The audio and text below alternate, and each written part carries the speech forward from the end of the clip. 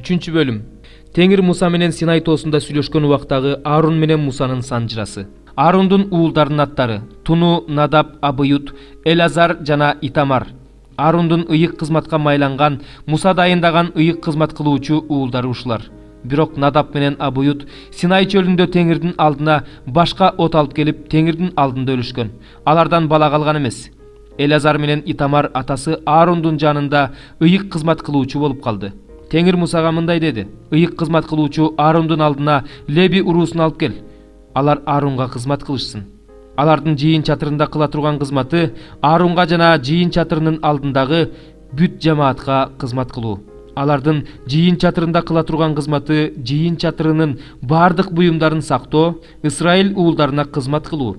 Лебилерди Аарундун жана анын уулдарынын карамагына бер. Алар Исраил уулдарынын ичинен Аарундун жана анын уулдарынын карамагына берилсин. Аарунду жана анын уулдарын өздөрүнүн ыйык кызмат кылуучулук милдетин аткарууга дайында.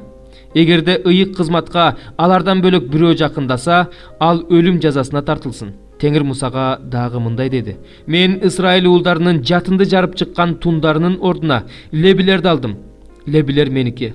Анткени бардык туңгуштар меники. Мен Мисир жеринде туңгуштардын баарын өлтүргөн күнү Исраилдин бардык тун уулдарын, малдарынын биринчи төлүн өзүмө бөлүп алгам.